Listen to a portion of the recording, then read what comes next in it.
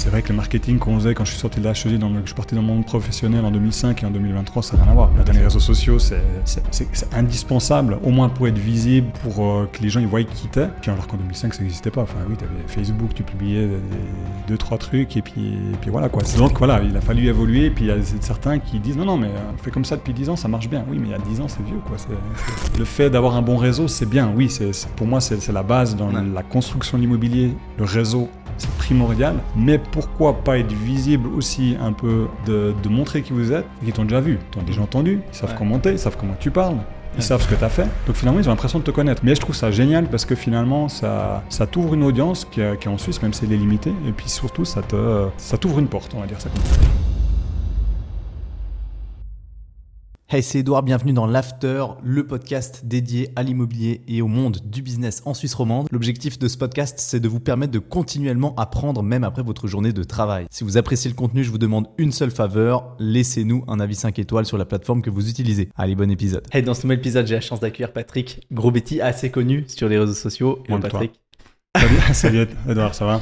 Ça va très bien, ouais. Ouais. Merci beaucoup d'accepter de faire l'épisode. Avec plaisir. Donc, grosse expérience surtout, grosse activité dans le développement immobilier en Suisse romande. Suisse romande. Alors, principalement Fribourg, je te dirais 90% c'est le canton de Fribourg, un petit peu le canton de Vaud et plus récemment, un petit peu le canton du Valais. Okay. Donc, on a commencé à faire des promos aussi à canton du Valais, on vient par chez toi, parce que c'est attractif, il y a des belles opportunités, mais c'est vrai que je dirais 90% c'était Fribourg. Ouais. Ok, magnifique. Donc peut-être raconte-nous un petit peu ton parcours, comment tu as débuté, comment tu es tombé dans l'immobilier, pourquoi tu n'es jamais sorti, et puis ce que tu fais concrètement maintenant. Ouais. Alors moi j'ai un parcours comme beaucoup d'entrepreneurs assez atypique, c'est-à-dire qu'économiste à la base, tu commences comme responsable administratif financier dans des PME, dont une qui était déjà active dans la promotion immobilière et puis l'entreprise générale à Bulle, qui était bien connue. Et puis après, par passion, je suis parti dans le marketing, j'ai créé ma propre agence digitale. Où pendant, c'était 7-8 ans, on fait pas mal de création de sites. À l'époque, c'était principalement WordPress, référencement, etc. Puis à force d'avoir fait 50 ou 60 fois les mêmes projets, tu satures un peu. Et puis, j'ai eu l'opportunité de m'associer justement il y a 10 ans, ça fait 9 ans, avec une personne de ma famille qui était déjà maçon et puis qui voulait créer une entreprise générale. Okay. J'ai dit go, moi je m'occupe de l'administratif, du financier, du marketing, de la vente. Il y a des choses que j'avais déjà faites par le passé. Et puis du coup, de fil en aiguille, on a commencé en entreprise générale, on a commencé à trouver des terrains, faire des premières promotions. Ça en a fait 4-5 ans, on a grossi très vite, je dirais même trop vite. Okay. On s'est retrouvé de passer de 0 à 100 logements par année, quasiment. Ah ouais. Et du coup, tu as le problème. On a fait 4 ans et demi ensemble, donc ça veut dire en 3 ans. Ah ouais. Ouais, ça va vite quand même. Ouais, et puis trop vite, honnêtement, avec le recul, je te dirais trop vite. Pourquoi ? Parce que, en fait, la problématique dans ce domaine, c'est de trouver des bons DT, des bons directeurs de travaux. Et puis là, ça a été compliqué parce que du coup, mon associé qui s'occupait de la direction de travaux, qui était maçon de formation, il était très bon dans son domaine, mais après, direction de travaux, c'est pas juste maçon, quoi. Il faut maîtriser tout. Ouais. Moi qui venais pas du domaine, la connaissance technique, je l'avais pas. J'avais la connaissance du business au sens large, j'avais la connaissance, je dis marketing-vente, mais après, la connaissance du métier de constructeur, je l'avais pas. Ouais. Et du coup, ça a été compliqué de recruter les bonnes personnes dans les bons timings. Donc, tu te retrouves à faire beaucoup, à essayer de faire le mieux possible, forcément. Mais tu te retrouves aussi après à avoir, lorsque tu as livré tes premiers objets, le service après-vente, tu sous-estimes souvent le temps que ça prend. Puis c'est là que ça a commencé, en guillemets, à être un peu plus tendu, on va dire ça comme ça. Et puis on avait deux options, soit on continuait à grossir, soit on ralentissait, puis on privilégiait ce que j'ai voulu faire par après, la qualité de vie aussi, et puis faire des projets ultra qualitatifs, mais en faire beaucoup moins. Okay. Donc c'est là que ça commence à bloquer en fait, avec lui. Je lui ai revendu mes parts il y a 4 ans maintenant.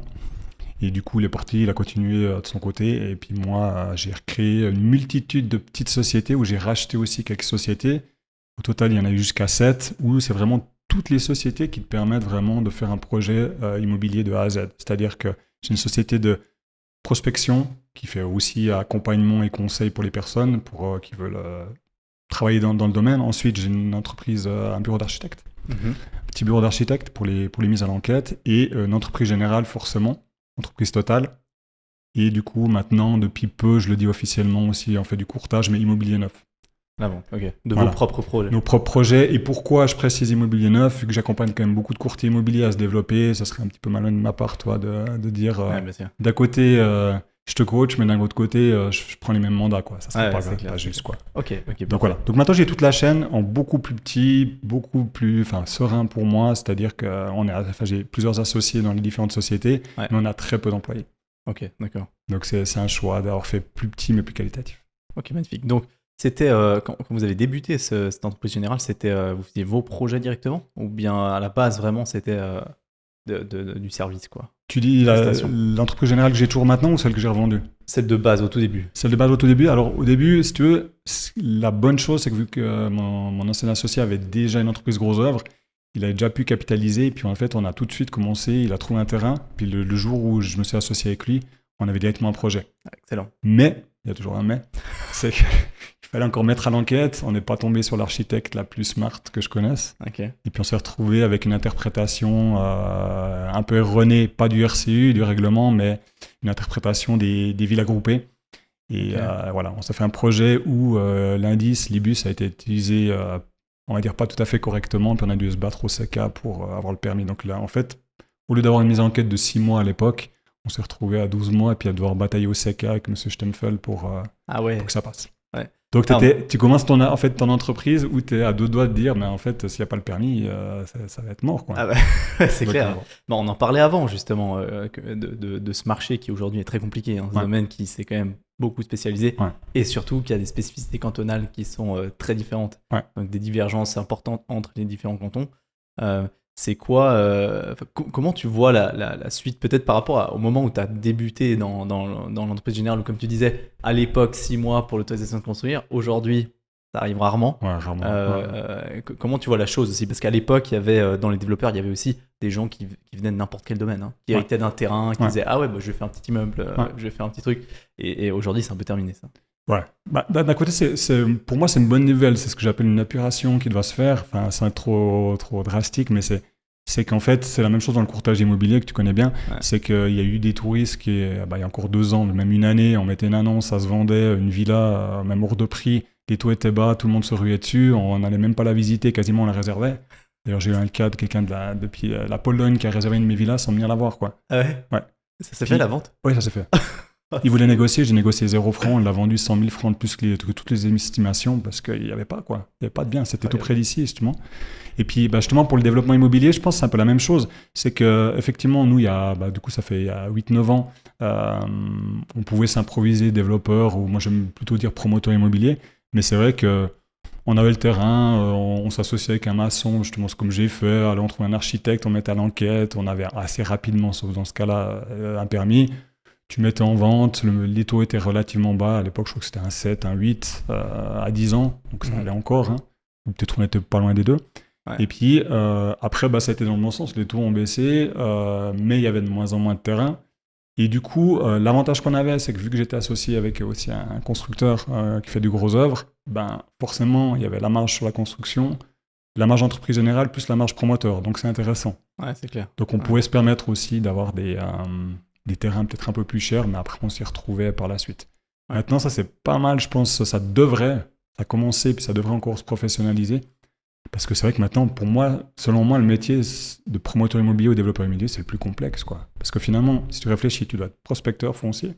Ensuite, tu dois savoir comment estimer la rentabilité de ton projet avant de le réserver. Le plan financier. Puis tu es d'accord, on en discutait tout à l'heure, franchement, c'est la base. Ouais. Mais 90% des gens, ils estiment, mais j'ai entendu qu'on construisait à 800 francs de mètre cube. Non, à moins de 900 maintenant. Enfin, je pense que tu peux oublier pour avoir du qualitatif. Ouais. Prix de vente. Oui, j'ai appelé mon pote qui est courtier depuis 2 semaines, j'ai fait une estimation. Ouais, mais réfléchis, appelle quelqu'un qui a vendu ces 3 dernières années dans cette région, qui est un expert ici. Ouais. Et puis voilà. Puis ça, après, tu dois savoir passer par un bon architecte, parce qu'il y en a des très mauvais et des très bons, comme partout. Ouais, bien sûr. Après, constructeur, la même chose, tous les problèmes que tu connais de la construction. Et puis après, maintenant, surtout la vente, avec ces taux qui ont explosé, maintenant qu'ils se stabilisent. Même s'ils restent intéressants historiquement, c'est vrai que ça vient long à vendre, quoi. Ouais, pas les villas, mais les immeubles en PP, les appartements en PP, comme on a discuté, quoi. Ouais, c'est clair. Et tu parlais de l'architecte qui avait fait, qui n'était pas la plus smart dans le calcul de l'IBUS, ou l'IUS, hein, c'est l'indice d'utilisation du sol. Donc ça veut dire en gros ce qu'on peut construire sur le terrain. Et aujourd'hui, la plus grosse complexité, c'est quand même qu'on n'est jamais certain de ce qu'on peut vraiment faire. Ouais. Soit on pense que oui, parce qu'il y a un règlement qui nous dit ok, tu peux faire ça, mais tu mets à l'enquête ça veut pas dire que tu vas vraiment pouvoir le faire. Ouais. Alors, c'est vrai que je te dirais sur les zones à faible densité, ou en tout cas, je parle canton de Fribourg, hein, là, vraiment spécifiquement. Tu as ton IOS, tu as ton IBUS.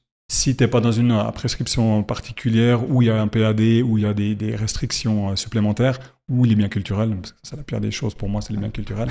C'est totalement subjectif, aléatoire. Si t'aimes bien, s'ils aiment bien le projet, ça le fait, sinon pas. Je vais pas me faire des amis, mais c'est pas le but. Mais ça va encore, franchement. Nous, on essaye d'avoir zéro dérogation, d'avoir zéro report d'indice surtout, parce que c'est ça la pire des choses entre le RF et la préfecture. C'est assez fonctionnel, ils s'aiment pas trop. Donc du coup, ils se renvoient la balle et puis ils sont pas d'accord entre eux. Ils sont pas d'accord entre eux.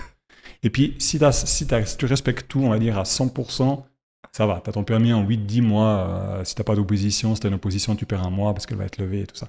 Mais effectivement, dès que tu dois commencer à faire des reports d'indices, des dérogations et tout ça, même sur le canton de Fribourg, ça vient un peu chaud. Puis toi, je pense que le canton du Valais, c'est encore pire. D'ailleurs, je l'ai expérimenté récemment à Arba. Un petit peu, voilà. Les règlements, c'est une chose, les bonnes relations, c'est plus important, et puis voilà, quoi. C'est encore plus compliqué, je trouve.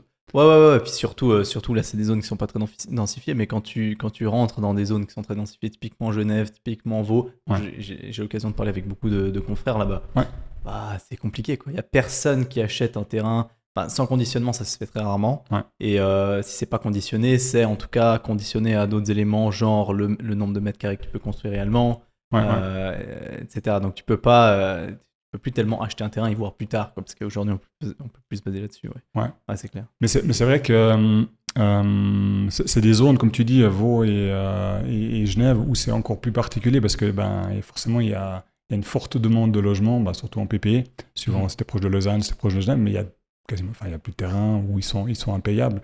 Puis effectivement, moi c'est des zones où je ne m'aventure pas trop, honnêtement. C'est pour ça que, je suis fribourgeois, mais je travaille principalement dans les zones que je connais, que je maîtrise. Après, qu'on a des opportunités comme en Valais, comme on a de temps en temps aussi travaillé canton de Vaud, mais c'était des promoteurs qui nous donnaient à construire. On n'était pas nous-mêmes promoteurs, toi. Ouais. Et puis voilà, mais c'est vrai que quand je vois les différences de... c'est, comme tu dis, ça me semble plus aléatoire, Vaud et Genève, que par exemple Fribourg, où quand même, si tu respectes le règlement, tu arrives à avoir un permis. Donc il y a moins de ces tensions un peu... pas politiques, mais qui sont des pressions externes qui font qu'effectivement tu sais pas trop où aller. Là, ça me semble assez clair. En tout cas sur Fribourg, ça va encore. Ouais, c'est clair. Pour revenir à un point intéressant que tu as relevé au début, c'était les garanties dans la construction. Ça, c'est un gros sujet parce que on en parlait avant de lancer l'épisode, mais donc moi j'ai eu une triste expérience là tout récemment avec un courtier qui est un peu... qui a avancé des chiffres et des documents qui ne sont pas vraiment la réalité dans le projet en question, et puis qui avançait des chiffres du genre je construis à 750 francs le mètre cube, peu importe Minergie ou pas, voilà, c'est juste que je me débrouille, j'achète mon parquet et ma cuisine en Albanie ou en Pologne, et bon, évidemment, on peut faire des économies comme ça. Maintenant, on va réduire bien évidemment la qualité. Mais ce que les gens oublient souvent, c'est quand tu construis, après tu restes quand même lié à ta construction. Après, c'est pas tu vends et c'est terminé, tu disparais. C'est ça. Puis c'est souvent ce que les nouveaux du domaine, autant construction que promoteurs qu'on discutait tout à l'heure, ils oublient en fait. Ils voient que je fais ce projet, je pense le vendre à temps, construit au meilleur marché possible, et puis voici la marge que je vais me faire. Donc ils pensent en one shot. C'est-à-dire que si tu as une mentalité où tu penses long terme, où moi j'ai toujours dit, j'ai 2 enfants, je veux que dans 10 ans je puisse me promener dans la rue puis dire regarde, ça c'est papa qui a construit, ça aussi, parce que c'est une fierté de montrer à mes enfants, c'est pour ça que j'aime l'immobilier aussi, c'est qu'on peut montrer, c'est physique. Tout ce qui est intangible, moi j'ai beaucoup plus de peine, et puis c'est vrai que ces garanties on les oublie au début parce que c'est long 2 ans, c'est long 5 ans, 10 ans, c'est autre chose, tu vas en prison si tu respectes pas ça, mais les 2 et 5 ans, les garanties de 2 et 5 ans, c'est quand même long, donc il faut, si tu fais du mauvais travail toi-même ou tes sous-traitants, parce que souvent c'est des artisans qui font, qui sont sur le chantier, en tout cas chez nous. Et puis souvent le peintre, c'est ce qu'on voit à la fin, tout ce qui est peinture, carrelage, parquet, tout ce qui est visible, forcément, les gens, ils pensent que... Alors il y a la norme SIA d'un côté, il y a le côté commercial de l'autre, Et puis on essaie de trouver le juste milieu parce que là, dans Messiac, tu as le droit d'avoir les plats trop à fond, par exemple, une grosse tâche, une grosse surépaisseur ou surprofondeur. C'est toléré des fois par la Nomesia, mais esthétiquement, pour les clients qui ont payé une belle maison et tout ça, c'est pas trop acceptable. Ouais, c'est clair. Puis là, tu n'as pas le choix d'intervenir. Donc c'est vrai que ça, je pense, c'est la partie qui est pour moi la plus contraignante et la plus, pour moi, pénible à gérer parce que finalement, tu as fini le projet, tu as envie de passer au suivant, mais non, tu es censé respecter et puis tu le fais. Les gens qui ont investi souvent dans le projet d'une vie et puis tu le fais pendant 2 et 5 ans, puis ça, faut pas l'oublier, ça te pompe ta rentabilité, quoi. Ah, mais c'est clair. Ouais. Mais c'est notamment pour cette raison, j'imagine qu'il y a beaucoup de développeurs, de promoteurs qui construisent et ils font un projet ou deux, après ils disparaissent parce que justement, derrière, ça joue pas. Donc, Et puis souvent, c'est ce qu'on disait tout à l'heure quand on discutait, c'est ces fameuses personnes qui peuvent acheter le terrain plus cher parce qu'ils construisent tout avec des matériaux ou du personnel qui vient d'autres pays, sont problématiques avec les autres pays, mais qualitativement, ils n'ont pas les mêmes normes. Donc forcément, c'est souvent moins qualitatif. Ouais. Ensuite, pour le service après-vente, fais venir des gens. Moi, j'ai eu des gens qui posaient par exemple des fenêtres de Pologne. Ouais, mais ils viendront dans 1 mois. Je dis pourquoi, j'en ai besoin la semaine prochaine. Ouais, c'est clair. Mais il faut qu'ils viennent de Pologne. Au début, ils n'osaient pas nous dire que c'était des monteurs polonais. Ouais. Puis ça, j'ai dit plus jamais, quoi. Parce que après, tu dois pouvoir garantir justement ces fameux 2-5 ans. Et puis après, le problème, c'est que qualitativement, au début, ça paraît très esthétique, c'est tout neuf, mais très rapidement, tu vois, au niveau de la qualité des cuisines, de la qualité sanitaire. Ouais. Car là, je parquais un peu moins, parce que finalement, il y a beaucoup qui viennent d'Italie aussi, du Portugal, par exemple. Bien sûr. Mais ça branle, franchement, c'est pas en bon état, très rapidement, ça se délabre. Ouais. Et puis, ça donne une image de, j'ai voulu vite faire, vite gagner mon argent, puis ça alimente en fait cet effet que les promoteurs, ils gagnent tellement d'argent, ils peuvent se payer des belles voitures, des belles montres, tout ce que tu veux. Exactement. Et puis, c'est pas vraiment la réalité du marché, quoi. Ah, exactement. Ouais. Sur un promoteur qui dure, c'est pas ça. Hein. Non. Est-ce que tu as déjà eu des expériences peut-être flagrantes avec des confrères dans des projets, ou je sais pas, des trucs que tu as récupérés, ou bien des trucs que tu as vu, que tu as confrontés, où c'était vraiment n'importe quoi, d'un point de vue construction? Alors, des choses extrêmes, honnêtement, j'en ai pas eu pour des projets que j'ai repris. Par contre, j'en ai eu récemment, on m'a contacté pour un projet à Neuchâtel, où en fait l'entrepreneur qui était mi-promoteur, mi-entreprise générale, je dis bien mi parce qu'il faisait un peu touche à tout, et il avait aussi des ouvriers, en fait, n'a pas anticipé l'explosion des prix, des coûts de construction. Il s'est retrouvé à la dernière maison, je crois qu'il avait 4 maisons à construire, les 3 premières, ça s'est plus ou moins bien passé. Et puis la dernière, en fait, il n'avait plus, quoi, parce que tout a augmenté, il n'avait pas à être jugé au prix de l'époque, et puis du coup, il s'est retrouvé, voilà. Donc, c'était pas nécessairement des malfaçons, mais après qu'on a vu l'état du chantier, après, il y a eu 2-3 coups de vent, des tempêtes, tout ça. Nous, ça nous a fait peur, parce que nous, on contrôle forcément, mon associé qui s'occupe de l'ADT, il contrôle forcément, même au niveau des gros œuvres, puis là, t'as l'impression que c'est un château de cartes, quoi. Ouais. Le béton, ça allait, forcément, c'est difficile de voir les malfaçons, parce que la qualité des bétons, tu peux pas juger nécessairement tout de suite. Ouais. Mais tout ce qui était maçonnerie, genre, t'avais les murs du... Attends, c'était quoi déjà? Les murs du rez, je crois, ou du premier. Coup de vent, ils étaient tombés, quoi. Ouais. Puis tu voyais les ferrailles comme ça, et puis tu te dis, oulala, enfin, voilà. Donc ça, c'est la chose qui m'a plus choqué, mais on a refusé de reprendre le chantier, parce que, à nouveau, question de garantie. Ah bah, c'est que légalement, oui, on peut statuer que les garanties d'avant sont à charge des anciens tant qu'ils ne font pas faillite. Ouais. Et puis nous on reprend, mais va dire devant un juge le jour où tu as un problème, c'est pas de notre faute, c'est de la faute de ceux d'avant. Donc ça on refuse, quoi, en fait. Non, c'est pas possible. Ok, magnifique. Effectivement, c'est un sacré monde, et quand tu fais ton plan financier, d'ailleurs, peut-être pour des personnes qui nous écoutent, qui seraient dans une situation comme celle-là, moi j'étais en conversation justement avec le courtier en question dont je parlais avant, pour un projet quand même en coût de construction qui avoisinait les 5 millions, et on n'était pas du tout d'accord sur le coût de construction en discussion, hein. Parce que voilà, moi je pars du principe que franchement entre 950 francs le mètre cube, parce qu'il faut avoir un petit peu de marge pour toujours financier, toujours, parce que tu as toujours les moyens surprises, quoi. Ouais, ça. Exactement. Ouais. Donc tu oublies, donc tu prends un peu de marge, et lui il part du principe que voilà, 800 c'est le grand maximum vraiment du coût de construction, tu vois. Et il me dit, mais c'est juste parce qu'il faut te démerder et puis commander des trucs ailleurs et puis gérer des trucs toi, voilà, tout le bordel qui fait qu'après tu t'en sors jamais, sur 10 ans t'es foutu. Et donc voilà, mais dans un plan financier en soi,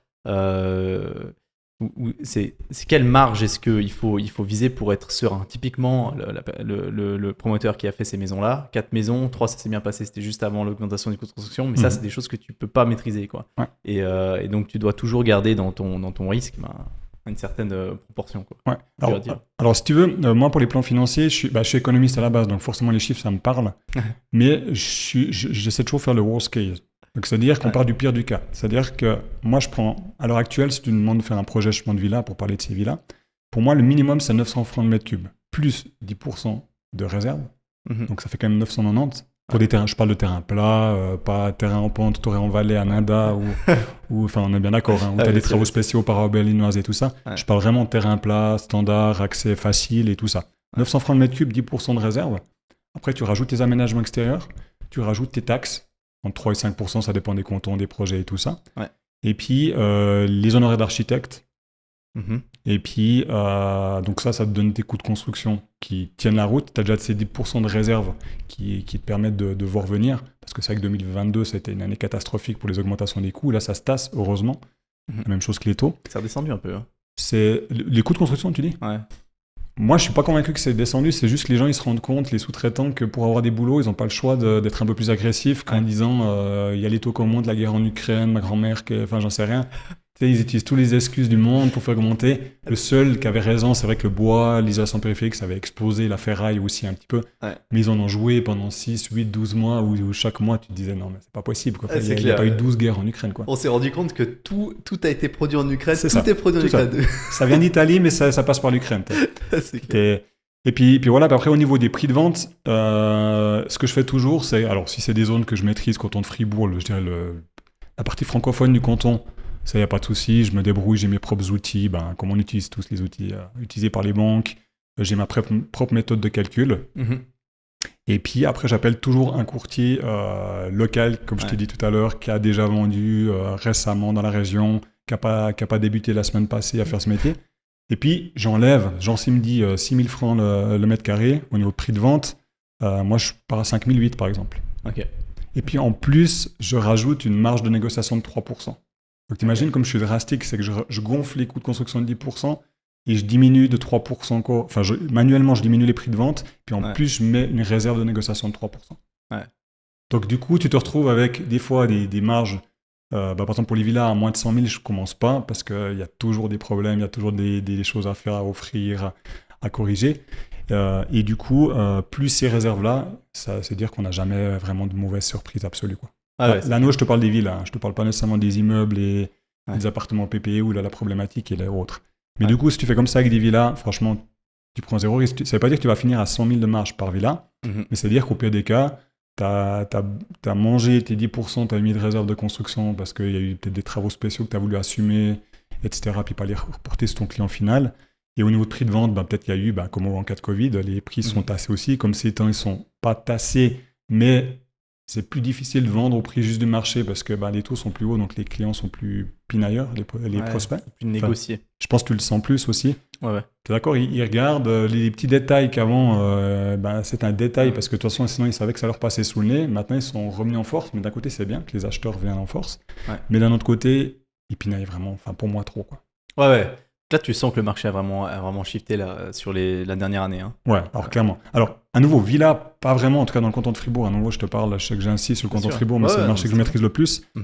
Après, par contre, pour les immeubles, les appartements PPE, j'ai l'impression que ça avance pas, ça bouge pas. C'est-à-dire que quand tu as des projets Bon, moi, j'ai plus de gros projets, donc je peux pas juger sur J'ai des projets de 1 à 10, 15 logements. Je fais rarement plus ces dernières années. Mais j'ai l'impression que effectivement, c'est lent à vendre. Donc, en plus, tes promoteurs, tu dois avoir tes préventes. Si on prend un projet, par exemple, 9 logements, tes 5 préventes, ce qui est juste, en général, 50%, 60% du projet. C'est lent, quoi. Genre, cet été, c'est rien passé. Enfin, moi, personnellement, au niveau appartement, c'était mort, quoi. Le calme plat, quoi. Ouais, c'est clair. Peut-être la vente sur plan, c'est plus compliqué aussi. Alors, moi, j'ai jamais trouvé ça compliqué parce que ça a rapidement été... quand tu es constructeur, tu peux facilement expliquer les choses. Par contre, si tu passes par des courtiers externes, je sais pas comment ça se passe, de ton côté, puis surtout comment ça se passe à l'USPI, comment ils expliquent ça, mais la méconnaissance de la construction des courtiers immobiliers, elle est impressionnante. Ah, alors ça... J'ai l'impression que c'est l'immobilier en général, même. Tu sais, l'achat-revente de l'existant, j'ai l'impression que c'est leur métier... C'est le métier de courtier qui se respecte, mais vendre sur plan et comprendre ce que tu vends, c'est que là, souvent, ça a été un problème. Puis c'est pour ça que pendant longtemps, avec l'ancienne entreprise générale, on vendait nous-mêmes. Ouais. Et puis maintenant, alors c'est clair, depuis quelques mois, on vend tout aussi nous-mêmes, mais les 3 années auparavant, on collaborait avec beaucoup d'agences que tu connais certainement. Et puis du coup, mais le problème, c'est que nous, on devait souvent venir en support et puis expliquer finalement aux prospects ce qu'ils allaient avoir. Le courtier, on dit, mais il met une annonce, il échange 2-3 mots avec les clients et tout ça, mais après, il disait, ah, mais tout ce qui est technique, vous regardez avec l'entreprise générale ou le promoteur.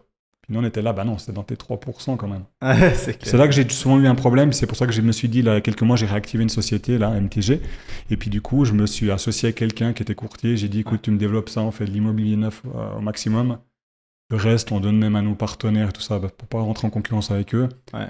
et puis voilà, puis ça se passe très bien, parce que finalement, on est et promoteur, et constructeur, et vendeur. Ouais, complètement. Donc voilà. Donc on assume Ouais, aussi tout, hein. Il y a aussi plusieurs risques. Ouais, bah bien sûr, ça Ouais. c'est sûr, ouais, c'est sûr. Mais effectivement, dans le courtage, c'est un gros problème de ce domaine-là. Donc là, j'ai souvent dit, hein, mais Ok. je pense que le 20% des courtiers font clairement le 80% des résultats et de la qualité. Ouais, Hein. ouais. Mais le 80%, malheureusement, c'est compliqué. Hein. Et surtout, ils s'en foutent complètement. C'est ça le gros problème. Effectivement, parce que typiquement, voilà là où j'ai pu apprendre relativement vite. Parce que ce qui est paradoxal, c'est que quand tu fais du courtage, tu peux apprendre très très vite l'immobilier. Parce que tu es en contact avec tout le monde tout le temps. C'est vrai. Donc si Ouais. tu es intéressé, Ouais. tu es en contact avec des notaires, tu Ouais. peux poser plein de questions, tu es en contact avec des avocats, avec la banque pour le financement, avec des assurances, avec des promoteurs, avec des architectes. En fait, tu vois tout le monde tout le temps, tu peux poser plein de questions, apprendre plein de choses, Plus vite mais apprendre, ouais. très souvent, en fait, ils s'en foutent complètement en fait, de l'immobilier. Et c'est vraiment de la vente plus que de l'immobilier. Et c'est ça qui est embêtant. Puis petite anecdote, puis ce qui est choquant sans citer les noms, c'est que j'ai beaucoup collaboré avec un grand groupe bien connu de la place. D'ailleurs, tu l'as aussi côtoyé il n'y a pas très longtemps, le directeur général ou le CEO. Non, j'étais président du conseil d'administration. Voilà, comme ça, il se reconnaîtra. Mais c'est vrai que j'ai été choqué en fait que dans ces grands groupes, finalement en interne, ils n'ont aucune structure et aucune méthodologie qui est uniforme. C'est-à-dire que un courtier, il estime de cette manière, l'autre de cette manière, l'autre de cette manière. Et même si dans le même groupe, il y a des constructeurs, il y a des entreprises générales, ce qui est le cas dans ce que je te dis là, ils ne communiquent pas entre eux. Ouais, donc ils ne savaient même pas qu'un gros projet allait se passer par cette entreprise générale, et puis eux, ils n'ont même pas eu la vente. Bon, des fois, c'est des politiques, c'est des stratégies commerciales ou autres, mais ils n'étaient même pas au courant en fait. Et puis au niveau estimation, même de leur propre projet, ils ne sont pas d'accord entre eux. Ouais, c'est incroyable. Donc moi, je trouvais ça choquant, et puis c'est pour ça que j'ai un petit peu une problématique là-dedans. Et puis d'un côté, j'ai envie que ça se professionnalise, mais d'un autre côté, si, comme c'est le cas à l'USPI, c'est des gens qui ont appris à faire comme ça de l'ancienne école, je suis pas sûr que ça va former des courtiers de demain qui soient si performants. C'est pas dire que c'est des mauvaises formations, c'est juste qu'on apprend des méthodes qui sont peut-être obsolètes aussi, et puis il faudrait uniformiser avec des méthodes d'aujourd'hui. Ouais, après, tu pourras plus jouer de l'USPI que moi ou la suite, parce que forcément, j'y ai pas été. C'est 100% autodidacte, mais j'ai l'impression quand même qu'on utilise, on enseigne la théorie, et puis finalement dans la pratique, c'est pas tout à fait comme ça que ça se passe. Donc j'ai un peu ce problème de gap entre théorie et pratique. Moi, je prends de la pratique à outrance, puis d'autres la théorie, puis après la pratique. Je pense qu'il n'y a pas de juste ou faux. C'est juste que j'ai l'impression qu'on apprend beaucoup plus en faisant. Comme tu l'as dit, tu rencontres du monde, tu échanges, tu fais des projets. Et puis c'est pour ça que moi, en fait, pour aider des gens à devenir promoteurs immobiliers ou développeurs immobiliers, en fait, je leur dis, on fait copromoteur sur un projet. Je prends des courtiers, on fait copromoteur. Je prends des architectes, on fait copromoteur, des constructeurs. Toujours des professionnels, pas des particuliers, parce que j'ai pas envie d'avoir... C'est notre approche. Voilà, c'est exactement ça. Et puis voilà. Mais j'ai cette problématique, c'est pour ça que aussi que j'avais fait la haute école de gestion, parce que c'était plus basé sur la pratique que l'université.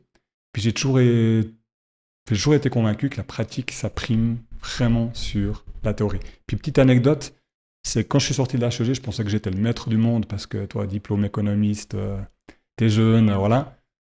Première semaine, la secrétaire qui était en face de moi, qui avait 15 ans d'expérience, je me suis dit, en fait, je connais rien, il faut que j'apprenne d'elle, quoi. Puis je me suis rendu compte, je me suis dit, c'était une leçon d'humilité. Je me suis dit, en fait, c'est dans le travail, c'est dans la pratique, la mise en pratique qu'on voit comment ça se passe. Puis la théorie, c'est souvent, oui, c'est pour les...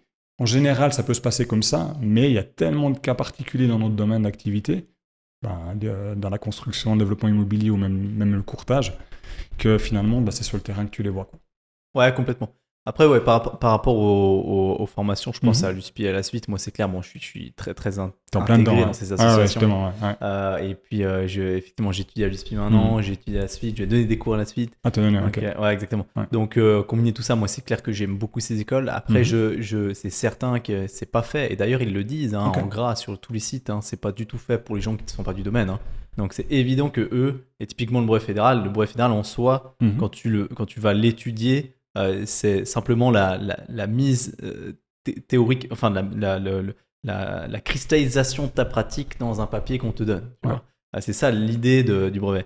Et le problème, c'est que tous les cours qui sont. Je dirais que dans le brevet, il n'y a aucun problème. Parce qu'en fait, ceux qui viennent te donner des cours, c'est des gens qui ont. C'est des avocats qui ont une étude d'avocat, c'est des promoteurs qui font de la promotion, voilà, c'est des gens qui veulent transférer leurs connaissances, mais qui sont dans le domaine. Donc voilà, eux, ils en donnent beaucoup de cas pratiques. C'est ça que j'ai beaucoup apprécié dans le brevet. Ça, tu parles de brevet, mais par exemple, brevet. Imo Start, Imo Ouais, Base, exactement. Imo. Ça, c'est plus compliqué dans le sens On est où. d'accord, hein. Ouais, exactement. Dans le sens où la qualité des élèves, très souvent. En fait, je te redirai parce que je vais donner des cours justement dans Ok. un certificat de comptage Excellent. à la suite. Et très Ouais, souvent, ouais. bah, c'est le retour que j'ai eu, moi qui avais fait Imo Base, Mhm. ou bien des enseignants, c'est que Mhm. bah, très souvent la qualité des élèves. Alors pour le brevet, il n'y a aucun problème. C'est des gens qui connaissent, qui sont dedans. Et voilà, du coup, c'est intéressant de parler avec Ouais, eux. ouais. Mais les autres, très souvent, ils veulent commencer dans l'immobilier, donc ils commencent par la partie théorique. Du coup, ils ont aucune idée. Et ils apprennent des trucs qu'ils devraient déjà avoir vus en pratique, mais qui découvrent en fait. Ouais. Et c'est la problématique que ces écoles ont. Ouais. Alors, c'est clair, brevet fédéral, bah, de toute façon, déjà, bah, il y a le mot fédéral dedans, donc il y a des directives aussi d'enseignement, de qualité d'enseignement au niveau Ouais. suisse. Donc, ça, je suis 100% convaincu, hein. Enfin, tout ce qu'on parle de brevet fédéral, pour moi, il y a une maîtrise.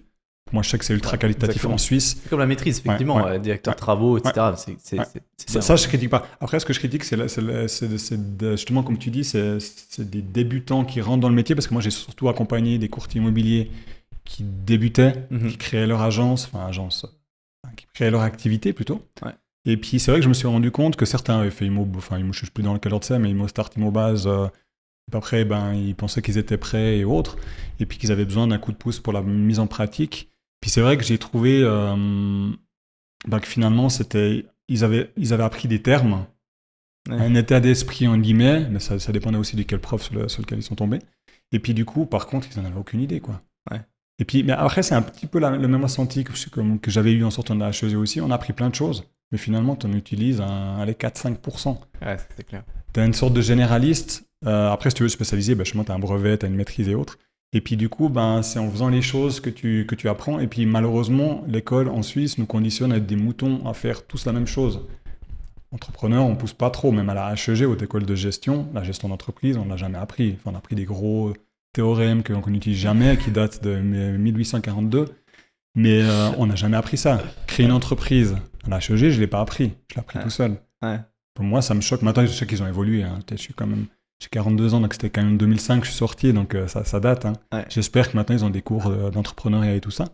Mais je trouvais que c'était conceptuel, quoi. Malgré que c'était censé être basé sur la pratique, puis on avait des profs qui travaillaient à l'époque, le responsable marketing, enfin ceux qui nous faisaient le marketing, genre il était chez Novartis, si je dis pas de bêtises. Ouais. Donc c'est l'idée qu'ils maîtrisaient leur domaine, qu'ils nous faisaient quand même des cas pratiques, mais il y a certains domaines où on avait des illuminés, quoi, qui sortaient, tu te dis, mais ils sortent d'où, quoi. C'est clair. Non, mais d'ailleurs, dans l'immobilier, il y a un livre comme ça qui s'appelle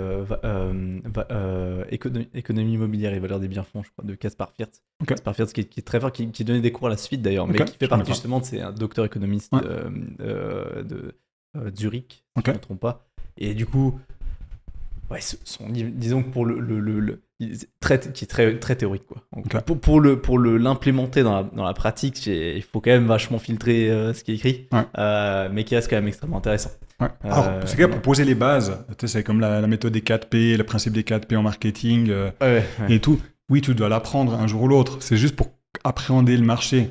Mais après, c'est vrai que dans la réalité, c'est difficile à appliquer des théories qui ont été reprises depuis des dizaines, voire des centaines d'années. Il y a des grands concepts qui restent. Rien ne s'invente, tout se récupère. En marketing surtout. Mm-hmm. Mais après, faut quand même vivre. Si on prend l'exemple du marketing pour dévier un peu, vu que j'adore ça, c'est vrai que le marketing qu'on faisait quand je suis sorti de la HEG, je partais dans le monde professionnel en 2005 et en 2023, ça n'a rien à voir. Maintenant, les réseaux sociaux, c'est c'est indispensable, au moins pour être visible, pour que les gens ils voient qui t'es. Et puis alors qu'en 2005, ça n'existait pas. Enfin oui, tu avais Facebook, tu publiais 2-3 trucs, et puis voilà quoi. C'était le début de Google Ads, de la publicité sur Google et tout ça quoi. Ah, exactement. Donc voilà, il a fallu évoluer. Et puis il y a certains qui disent non, mais on fait comme ça depuis 10 ans, ça marche bien. Oui, mais il y a 10 ans, c'est vieux quoi. C'est clair. Pourquoi on changerait un truc qui a toujours marché? Ouais, alors ça, alors ça en marketing, quand j'avais mon agence, c'était insupportable, quoi. Mais ça marche. Ouais, mais le jour où justement les taux augmentent, le jour où ça aussi, le fait d'avoir un bon réseau, c'est bien. Oui, pour moi, c'est la base dans la construction de l'immobilier. Le réseau, c'est primordial. Mais pourquoi pas être visible aussi un peu, puis je dis bien un peu, il n'y a pas besoin d'être autant visible que toi, il y a juste besoin d'être visible, de montrer qui vous êtes, parce que l'avantage que les gens, que tu as quand tu rencontres, ça tu l'as certainement expérimenté encore plus que moi, c'est qu'ils t'ont déjà vu, t'ont déjà entendu, ils savent commenter, ils savent comment tu parles, ils savent ce que tu as fait. Donc finalement, ils ont l'impression de te connaître. Puis quand ils te voient, ils disent j'ai eu encore hier ma femme qui me dit qu'il y a une nounou qu'elle avait quand elle était petite qui lui a écrit pour savoir si j'étais son mari parce qu'elle m'a vu plusieurs fois sur LinkedIn et elle adore ce que j'écris. Ah ouais. Alors qu'elle n'a jamais liké, elle n'a jamais commenté et tout ça, mais elle écrit à ma femme pour lui dire que c'est cool ce que je fais, toi. C'est un exemple, toi. Ah, c'est clair. Mais je trouve ça génial parce que finalement, ça t'ouvre une audience qui est en Suisse, même si elle est limitée, et puis surtout, ça t'ouvre une porte, on va dire ça comme ça. Ouais, après, si tu es mauvais en rendez-vous, tu pourras le confirmer ou pas. Si tu es mauvais en rendez-vous, ça ne va rien donner. Tu ne vas pas faire 45 affaires de plus. Si tu n'es pas bon, tu n'es pas bon, quoi. Ouais, bien sûr.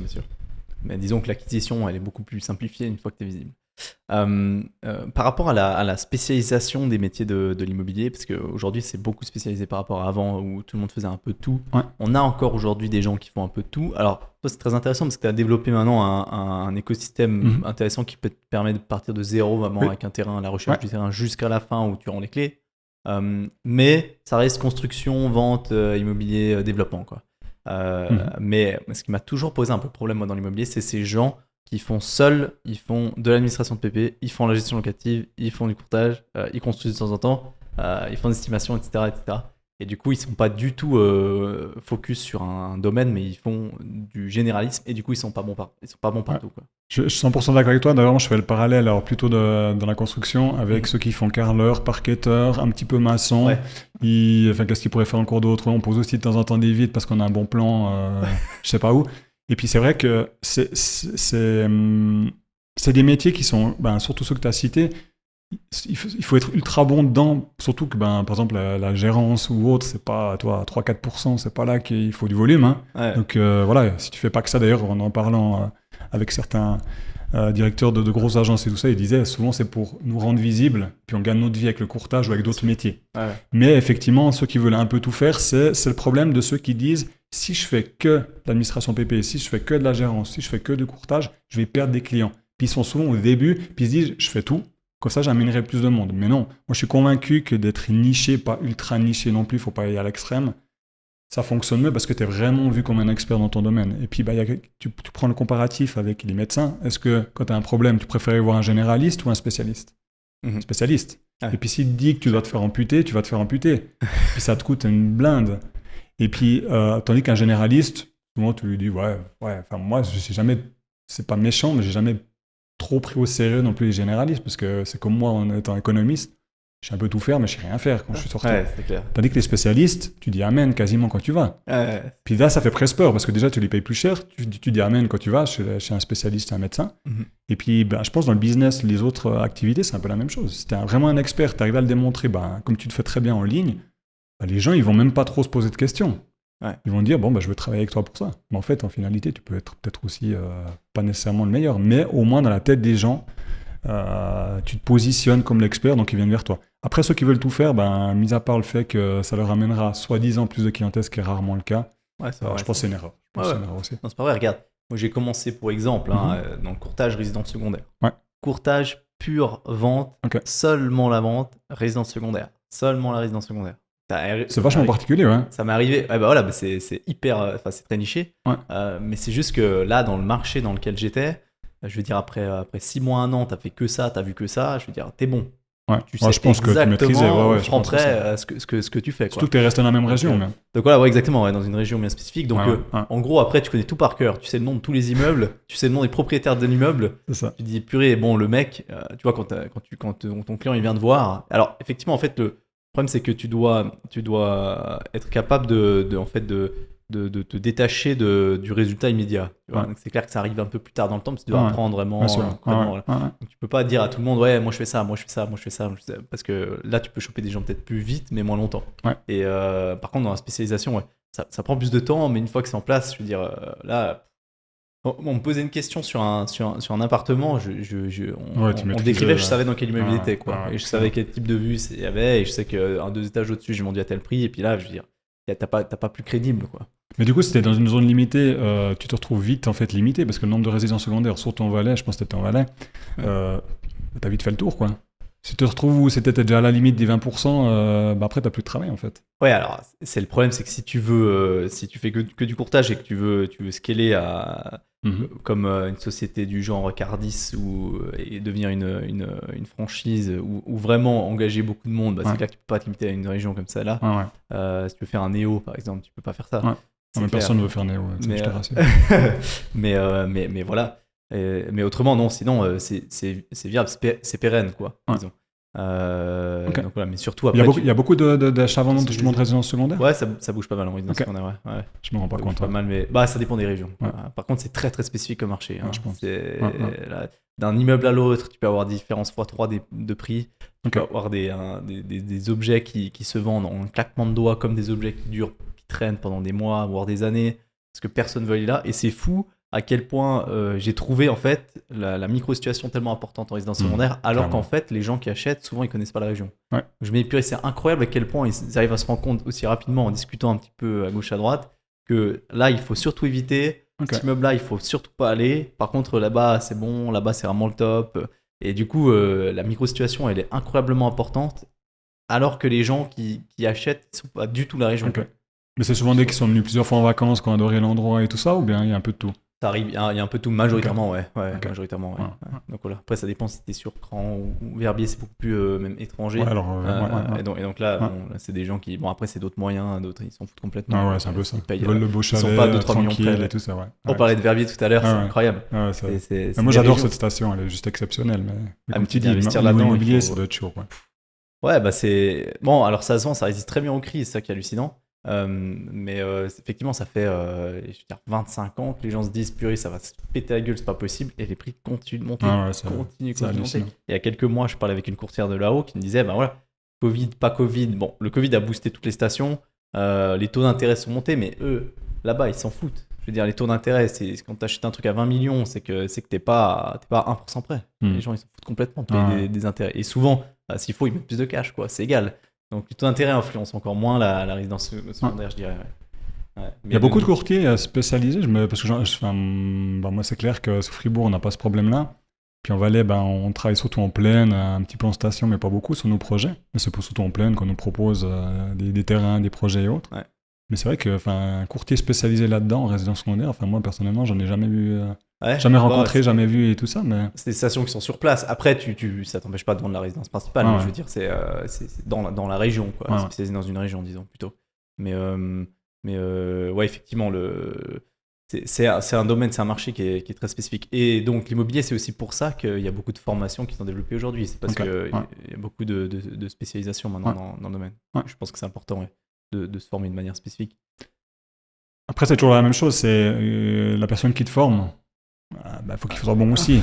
Il y a beaucoup de personnes qui viennent prof ou coach, ou appelle ça comme tu veux, mais ils sont pas bons. Ils viennent coach parce qu'ils n'ont pas de business à faire. Ouais. Donc il faut aussi voir la personne qui t'accompagne, qui te permet de faire ça. S'il a fait une promotion dans sa vie, puis il te fait la formation de développeur immobilier, ça va être compliqué. Ouais. Et puis même chose pour le courtage. Pour les autres, j'ai moins eu affaire à des gérances ou autres, donc j'aurais de la peine à juger, mais c'est vrai qu'après, il y a celui qui a appris, et puis qui a mis en pratique réellement pendant 10-15 ans, et puis qui s'est adapté, qui s'est renouvelé plutôt. Puis là, je pense que c'est les meilleurs profs, meilleurs coachs, tout ce que tu veux. Puis il y a celui qui a appris à 15 ans, qui n'a rien fait depuis, qui te dit oui, mais à 15 ans, ça marchait bien, puis qui t'apprend à faire ça, puis toi, tu vas faire les mêmes erreurs que lui. Ça, c'est pas bon. Et puis voilà, donc après, Ouais, je suis toujours... moi, tout ce qui est académique, j'ai toujours eu de la peine. Donc, je vais pas être très positif là-dessus. Ouais. Non, aucun problème. Donc, du coup, vous faites pas du tout de gérance, vous? Alors, surtout pas. PP. C'est franchement, même si tu m'offres ta société qui fait ça, même t'as 1000 biens sous gestion, je veux pas. Je vois pas l'intérêt, en fait. À part comme je te disais, de source sûre, c'est visibilité acquisition, parce que qui dit gérance dit peut-être une fois vente, donc tu vas avoir du courtage et tout ça. Mais vu que le courtage, c'est pas ma priorité, et puis à nouveau, je te dis, vu que j'accompagne beaucoup de courtiers immobiliers, puis je veux pas être en concurrence avec eux, je vais pas plus développer que ça. On vend nos projets, et puis si on demande de vendre des projets neufs, pourquoi pas. Du coup, je vois pas l'intérêt. Parce qu'à nouveau, moi, j'ai des biens sous mes sociétés que je fais gérer par des gérances. Domicile pour pas les citer, c'est compliqué, quoi. C'est très compliqué. J'ai pris des plus petits aussi, on a testé de remettre un de mes associés, il a je ne veux pas te dire de bêtises, mais une 50aine de biens en gestion. Il a dit, je crée ma propre gérance, on a essayé un moment, c'est compliqué d'être rentable. Donc je comprends maintenant mieux Domicile, par exemple, pour les citer, pourquoi c'est compliqué, on va dire, mal organisé et tout ça. En plus, ils se sont fait hacker et tout.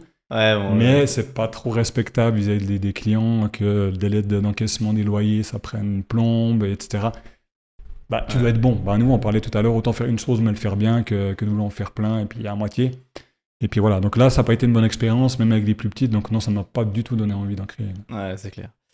On a dit au début, donc tu as commencé vraiment dans le marketing économique, en gros, avec la HEG, et ensuite, après, tu es tombé un peu par hasard dans l'immobilier. Maintenant, aujourd'hui, tu es plus immobilier quand même que marketing. Alors j'ai une problématique, c'est qu'en fait, ma vraie passion, je suis toujours passionné, j'adore le marketing. Pourquoi j'adore le marketing? Parce que ça évolue tout le temps. Ouais. Il faut toujours être au goût du jour. D'ailleurs, je me sens un petit peu vieux dans le marketing parce qu'il y a des gens comme toi qui sont de manière autodidacte, ils arrivent à faire des magnifiques choses, ça je te félicite. Et puis aussi, vous osez plus, votre génération. Parce que vous êtes né aussi avec ça, toi. Moi, je suis né en 81, smartphone, ça n'existait pas. Tu avais tout juste le Minitel et puis le Commodore 64. Donc, je ne sais même pas si ça te parle. C'est l'ancêtre de l'ordinateur. Et puis voilà, heureusement, je suis né en 81, donc ça a commencé. Ceux qui sont nés avant, c'est plus compliqué. Ouais. Mais du coup, j'ai toujours aimé ce côté marketing parce que c'est évolutif et tout ça. Et puis l'immobilier, j'y suis tombé, comme tu dis, un peu par hasard. D'abord, une société dans laquelle j'ai travaillé, puis après, je me suis associé il y a 9-10 ans, là, dans mon ancienne entreprise générale. Et puis c'est vrai que j'ai appris un peu sur le tas. Et puis c'est vrai que où j'ai de la peine à te répondre catégoriquement, c'est qu'en fait, l'immobilier et construction, c'est une prison dorée. Si tu fais les choses bien, tu fais les choses consciencieusement, sur le long terme et tout, tu peux très très bien gagner ta vie. En étant peu de monde, peu d'employés, peu de locaux, comme tu le vois. Moi, je suis dans des petits locaux, on a très peu d'employés, on est beaucoup d'associés et tout ça. Enfin, sur les sociétés, beaucoup. Il y a plusieurs sociétés, donc il y a plusieurs associés. Et puis, si tu veux faire ça dans le marketing, c'est compliqué. Ouais, bien sûr. Donc voilà. Donc je te dis pas que je fais l'immobilier pour l'argent et le marketing juste pour la passion, mais j'ai souvent navigué entre les deux. Puis c'est pas pour rien que je fais l'immobilier. J'adore ça parce que chaque projet est différent. Il y a des problèmes à résoudre. Puis j'adore résoudre des problèmes. On me dit toujours que je trouve des solutions à tout. C'est le principe de l'entrepreneur. Ah oui. Et puis c'est varié. Et puis le marketing, par contre, j'aime toujours apprendre. Puis il y a toujours quelque chose à apprendre, à expérimenter. Et puis du coup, c'est pour ça que j'ai essayé de fusionner un peu les deux mondes. C'est-à-dire que d'un côté, j'accompagne, comme je t'ai déjà dit plusieurs fois, des courtiers immobiliers, maintenant des gens qui veulent devenir promoteurs immobiliers. Et d'un autre côté, je fais mes propres projets, j'ai mes différentes sociétés, mais qui sont des petites structures à nouveau, mais ultra agiles, quoi. Ouais. C'est-à-dire que nous, on peut... si tu me dis... on a failli avoir un projet à 15 millions de construction, on n'a pas vraiment la structure pour le faire, mais on l'aurait fait. On a pris du monde, tout ça. Donc très rapidement, on peut s'adapter, on peut pivoter. Et puis ça, j'aime. Alors d'autres, ils auraient peur parce qu'ils disent, c'est-à-dire que si ça se passe mal, voilà. Mais non, parce qu'en fait, j'ai tellement confiance en nos process, en notre manière de faire, que je sais que même si tu m'enlèves tout ce que j'ai, dans 6 mois, j'ai le même parc, 6 mois ou une année, peut-être, j'exagère 6 mois, mais dans une année, j'ai les mêmes structures, j'ai le même parc, pas exactement les mêmes biens, mais la même valeur, et tout ça, parce que je suis confiant dans comment on peut faire et puis comment il faut procéder, toi. Comment faire. Donc voilà. Puis c'est le mix des deux mondes qui m'a apporté, je pense, des forces l'une dans l'autre. Donc maintenant, ma passion, elle est commune, on va dire. Autant le marketing que l'immobilier. Des fois, je te dis que j'en ai marre de l'immobilier, je veux faire plus du marketing, puis des fois, à l'inverse. Ouais. C'est comme ça, on est toujours un peu à naviguer, puis à jamais être content de ce qu'on fait, mais voilà. Mais je pense que sans les deux, je serais pas totalement épanoui dans ma vie professionnelle, parce que dans mes affaires, parce que finalement, je pense que l'un va pas sans l'autre. Ah, c'est clair. C'est intéressant parce qu'à la fois le marketing va très très vite, l'immobilier très très lentement. Et le marketing dans l'immobilier, Compliqué. c'est chaud. C'est chaud. Bah, il y a qu'à voir, toi, je fais toujours des petites piques là, quand on discute sur certaines agences et autres. C'est des agences marketing, c'est pas des agences immobilières. Ouais. Donc, c'est deux mondes différents. D'essayer d'intégrer vraiment du marketing dans l'immobilier, oui, pour choper des mandats, pour la prospection, l'acquisition, mais pour simplifier les process, pour tout ça. Moi, je suis quand même, alors là, peut-être je suis un peu rétrograde là, mais ceux qui ont le meilleur réseau, c'est ceux qui réussissent le mieux dans le développement immobilier. Ah, bah, ça, c'est sûr. Donc, t'as beau faire toutes les vidéos du monde, t'as beau être visible partout et autres, si t'as pas de projet intéressant derrière, bah tu fais rien. Et puis, qu'est-ce qui t'amène les meilleurs projets? Tu l'as dit tout à l'heure, les courtiers qui sont sur le terrain, t'es au courant de toutes les bonnes affaires. C'est pour ça que j'accompagne les courtiers à devenir promoteurs, parce qu'on le fait ensemble, mais c'est eux qui sont à la source des bonnes affaires, toi. Ouais, c'est clair, bien sûr. Donc voilà, le marketing va jamais t'amener ça. Oui, il va t'ouvrir une porte, mais après, il faudra l'apprendre, puis il faudra, comme je te dis, être bon en rendez-vous ou être humain, parce que l'humain, on l'oublie souvent. Enfin, ça, je l'ai appris aussi d'année en année. Au début, j'étais très chiffre, enfin HEG, donc économiste, très chiffre, très dur aussi. Puis je me suis rendu compte qu'en fait, il fallait un peu s'ouvrir, un peu plus montrer les émotions, un peu plus échanger avec les gens. Puis c'est fou la différence que ça fait, parce qu'on dit que les décisions, il y a, je ne sais plus les pourcentages, mais genre 90% c'est de l'émotionnel, et puis tu as un petit 10% où tu as besoin de rationaliser, donc tu reviens aux chiffres, tu reviens à des trucs plus rationnels. Mais la majorité, c'est de l'émotionnel. Ouais, c'est clair. Complètement.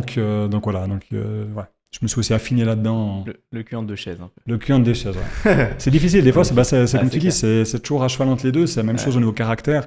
J'ai deux caractères totalement opposés, je peux être totalement déjanté, d'ailleurs j'ai plein de tatouages sur le corps et tout ça. Et puis d'un autre côté, je suis très strict, très rigoureux et tout ça. Et puis je pense que c'est deux mondes, ils doivent cohabiter pour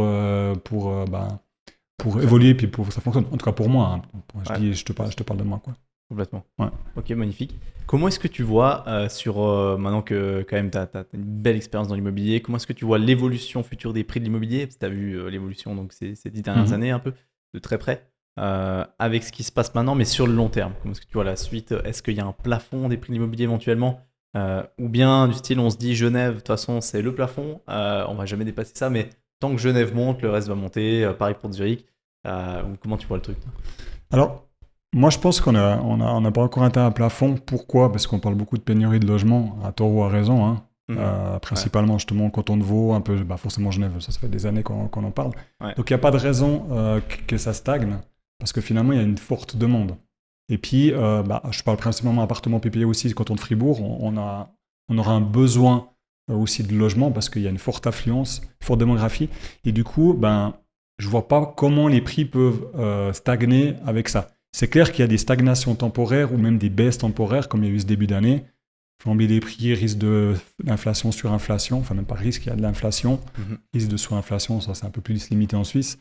Et puis, mais du coup, qui dit inflation dit aussi, ça a une incidence aussi sur le prix, sur l'augmentation de prix. Donc une stagnation temporaire par la crainte du marché, la peur, il y a tout qui stoppe comme au début du Covid, hein, tout s'est stoppé.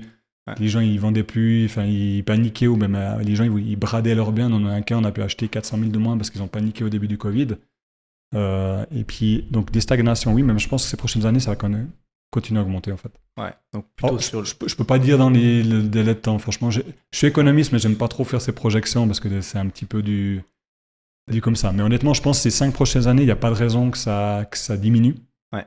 Parce que je suis convaincu que les taux vont stagner. Et on va se rapprocher nouveau passer en dessous de 2,5 d'ici la fin de l'année. Je suis assez convaincu à 10 ans. Je parle toujours des taux fixes à 10 ans. Et puis quand on se rapprochera des 2, ce sera des taux qui sont même, ils seront toujours bons, voire exceptionnels, historiquement. 3, c'est psychologique. C'est toujours des bons taux historiques, mais dans la tête des gens, c'est 3 fois ce que je payais il y a une année. Ah, exactement, c'est juste psychologique. Mais du coup, moi, je vois pas pourquoi ça stagne. Alors, à nouveau, je t'enlève Genève parce que je suis pas du tout un expert de cette région. Mais pour moi, les autres cantons de Suisse romande, mis à part à nouveau les marchés de niche en Valais dans les stations, où là, chaque station est différente, mais je vois pas pourquoi ça stagnerait en fait. Ouais, complètement. En tout cas pour les villas, ça assure à 100%. On a déjà discuté appartement PPE, c'est peut-être un autre marché. Mais... Ouais, puis villas, c'est compliqué, c'est que des villas neuves, il y en a plus énormément. Hein. Mais il faut être créatif en fait. En fait, sur ces 10 dernières années, j'ai fait 90% de projets de villas. Sauf quand je te parlais de l'ancienne entreprise générale où on faisait des gros projets de promotion pour d'autres promoteurs. Là, c'était des immeubles. Mais sinon, nos propres projets, ça a toujours été des villas. Pas des gros projets, hein, je te parle pas de projets de 40 villas ou autre. Mais qu'est-ce qu'on a fait? Quand tu n'as plus de terrain, tu trouves une villa, tu la rases, tu parcelles, tu construis à côté. Et puis voilà, t'en trouves peu, t'en trouves moins. Mais le parc, il vieillit aussi. En Suisse, on n'est pas trop hyper fan de réno. On n'est pas poussé à beaucoup rénover. Oui, on peut déduire aux impôts à certaines rénovations. Mais tu es d'accord que le parc, en tout cas sur Fribourg, dans certaines communes, tu te dis, mais ces maisons, soit il faut les raser, recommencer, ou fortement les rénover. Et puis, moi, je suis pas un expert de la rénovation. J'aime pas ça parce qu'il y a beaucoup d'imprévus. Puis moi, j'aime pas l'imprévu. J'aime la sécurité, ce qui est sécure. Enfin, je prends des risques, mais j'aime bien savoir où je vais, en fait. Ouais. Puis je trouve dans la rénovation, surtout dans la transfo, tu fais un plan financier, mais allez, 9 fois sur 10, il est faux, quoi. Enfin, d'accord, hein. Puis du coup, c'est pour ça que j'essaye beaucoup de prospecter, en fait, des villas rasées, des grandes parcelles à parceller. Et puis aussi, j'essaye maintenant de trouver des terrains hors zone. Et puis, je vais me battre auprès des communes pour prochaine révision, pour pouvoir les passer en zone. C'est un risque. Ça prend du temps. Ouais. Le jour où ça passe, c'est des terrains 5-10 000 m², toi. Ok. Ouais, t'as acheté à 9-10 francs le mètre carré, et puis ils passeront à 400-500 le jour où c'est en bâtir, ou jamais. Ça, c'est un risque. Bon, en zone agricole, t'es limité quand même. Alors, c'est pas agricole, c'est des hors zones à bâtir, mais c'est pas des zones agricoles. C'est des zones réservées. Complètement. Ouais, donc là, là c'est un gros sujet de l'expertise immobilière, hein, parce que je pense, c'est dur d'estimer ce genre de parcelle. Parce que tu vois, tu vas dire ça à une famille, quoi. Eux, ils sont propriétaires d'une zone réservée qui était en zone à bâtir pendant 35 ans et qui tout d'un coup passe en zone réservée et on ne sait pas ce que ça va devenir. Et tu dois leur dire, il y a des risques que dans 3 ans, ta parcelle là, elle vaut 5 francs le mètre carré. Aujourd'hui, on ne peut pas dire qu'elle vaut 5 francs le mètre carré parce que tu as des risques quand même que dans 3 ans, elle valent 600 francs le mètre carré. Donc en gros, on va être un peu au milieu, quoi. Mais attendez, et c'est ça le gros problème. C'est ça. Alors moi j'ai toujours deux choses, c'est de la négociation, hein. C'est soit vous me demandez tout de suite, mais c'est le prix d'une zone agricole, c'est 10 francs le mètre carré, je te dis vraiment un chiffre comme ça. Soit vous prenez les risques vous, mais vous allez vous battre vous à la commune, ça prend plus, mais je vous l'achète proche du prix final. Mais l'entre-milieu je le fais jamais parce que pour moi c'est de la pure spéculation. Et puis soit c'est toi qui prends le risque, tu l'achètes maintenant, et puis dans 10 ans tu as gagné, ou dans 15 ans, soit tu as perdu. Mais t'as payé 10 francs le mètre carré, c'est pas la fin du monde non plus. Soit c'est eux qui le prennent, c'est normal qu'ils gagnent bien. Mais le juste entre milieu, je leur dis, c'est choix A, choix B. Je leur laisse pas trop le choix, en fait. Parce que comme tu dis, le juste milieu, c'est de toute façon, ils vont sentir, si ça passe en zone à bâtir, ils vont se sentir perdants, même si tu leur as payé la moitié, disons. Et puis, à l'inverse, si ça passe pas, tu te sentiras perdant. Donc, autant que ça soit dès le début, tu me le vends, je me débrouille, ou l'inverse. Moi, je fonctionne comme ça. T'as parfaitement raison, c'est clair. Après, je te dis pas que j'ai pris souvent de risques et tout ça, mais gentiment, comme tu le dis, on n'a plus trop de zones pour faire des villas, donc ça devient plus compliqué. Même là, récemment, on m'a proposé un dossier un peu en campagne fribourgeoise. Une villa, franchement, qui est surévaluée comme d'habitude. Elle est à raser et tout ça, mais tu peux faire que deux villas. Et puis la cote par terrain est beaucoup trop haute pour faire 2 villas dans cette région, toi. Donc tu lui dis, moi je vous le prends, mais j'ai proposé la moitié du prix, quoi. Alors eux, la tête... C'est le point d'ancrage. Des fois, c'est la réalité, ma foi. Hein. Les gens, ils sont mal conseillés. Ça aussi, ça arrive très souvent, malheureusement, avec des courtiers, justement, qui... En fait, parce qu'on en parlait avant, le courtier, il n'est pas formé à faire des plans financiers, donc il ne connaît pas vraiment la construction, donc il oublie plein de frais qui sont liés à la construction. Et donc, qu'est-ce qu'il va faire, lui, parce que c'est lui qui voit les propriétaires en premier, c'est lui qui conseille les propriétaires, c'est lui qui va définir le prix, et le définit très souvent n'importe comment. Et il va sortir de la tête... Va dire à un propriétaire que son terrain il vaut 2 millions, après tu lui dis au final il vaut 1,2 million, il vaut pas 2 millions, c'est mort, c'est impossible.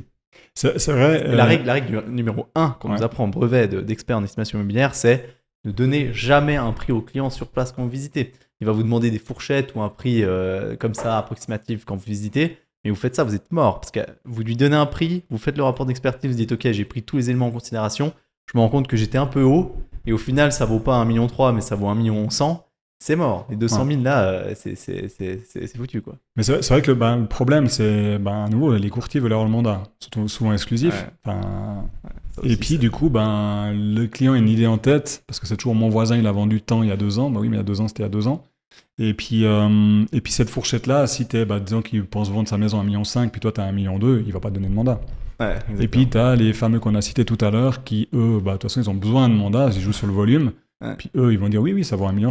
Après, c'est pas leur problème, ça se vend pas, parce que eux, c'est du marketing, c'est pas de la vente. Complètement. Et puis ça fausse le marché. Et puis effectivement, les années où on a eu des taux de 0,9, 1 à 10 ans, 1 à 10, il y avait des flambées de prix qui étaient hors normes. Et puis, on a vendu des maisons qui étaient à des prix surfaits, honnêtement, parce que il n'y avait pas de maison à disposition. Donc, les gens, c'était combat de rue, quoi, suivant. Ouais, c'est clair. Donc, tu pouvais pas surestimer, mais tu savais que si tu mettais un prix juste du marché, il y avait de la surenchère. Et puis, tu allais le vendre 100 000 plus cher, 150 000. Je te parle de villas à 1 million et plus. Hein, puis voilà. Puis maintenant, c'est vrai que les mauvais conseils des courtiers, les problèmes de certaines méthodologies d'analyse et d'estimation qui se basent sur l'historique des transactions.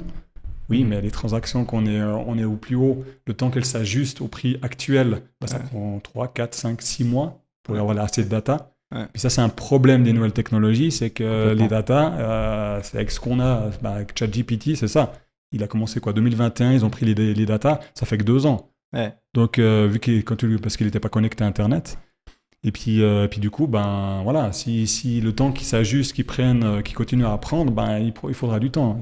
Ces outils d'estimation en ligne, s'ils sont basés sur la data, il faut qu'il y en ait assez. Ouais. C'est pour ça que sur les terrains, moi j'ai eu plusieurs fois des gens qui disent j'ai utilisé un outil d'estimation en ligne pour les terrains, mais c'est bizarre, il n'y a rien qui sort. C'est normal.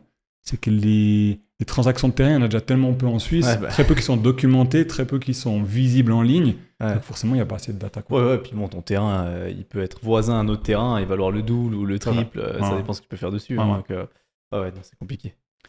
Bon, magnifique. Est-ce que tu as, pour terminer cet épisode très intéressant, est-ce que tu as une anecdote peut-être par rapport à un projet de construction que tu avais tiré, ou une promotion immobilière, ou je sais pas, un truc qui t'avait marqué à nous partager, ou bien pas spécialement? Alors, justement, c'est ce que je t'en ai parlé tout à l'heure, mais je vais rebondir là-dessus. C'est justement un terrain d'une maison avec une grande parcelle en bordure de forêt qu'on nous a proposé avant le Covid. Totalement surestimé, genre 1,2 million. Le Covid est arrivé. Heureusement, on n'avait pas signé juste avant, mais on n'aurait pas signé à ce prix-là, parce que c'était de toute façon surfait. Je crois qu'on avait estimé autour des 900 et quelques mille. Okay. Le client a dit qu'il allait réfléchir. Plein Covid, panique. Il redescend le prix. On arrive à négocier à 800 000. Et ce qu'on a fait derrière, quand les gens ils sont habitués au Covid, c'est qu'on a remis en vente, on a parcelé. Donc, on a gardé 2 parcelles pour faire 2 villas. Et on a revendu la maison 800 000. Donc en fait, on a revendu au même prix qu'on l'a acheté, quasiment à 30 000 francs près, je crois, si je me souviens bien, avec les commissions de courtage, tout ça. Et du coup, on a construit 2 maisons avec le fond. Avec terrain gratuit. Ouais, terrain gratuit. Enfin, gratuit en guillemets, toi. T'as les frais de mutation, t'as tout ça. Mais du coup, ça a été un coup de maître en période compliquée. Donc c'était juste pour terminer, pour dire que même en période de récession, en période compliquée, que ce soit vie privée, vie pro, il y a tout le temps des opportunités. Il faut simplement avoir les yeux ouverts puis oser les prendre à ce moment-là. Ouais. Parce que je pense à l'heure actuelle avec les taux hauts, il y a des bonnes affaires à faire aussi sur le marché. Il ne faut surtout pas laisser passer en disant j'attends encore 6 mois que les taux baissent. Maintenant, là, les prix vont reprendre l'ascenseur. Puis je pense que les bonnes affaires, elles se font justement maintenant, quoi. Ouais, complètement d'accord avec toi. Merci infiniment pour le partage. Merci à toi. Et puis bonne suite en tout cas. Merci, à bientôt. Ciao, ciao.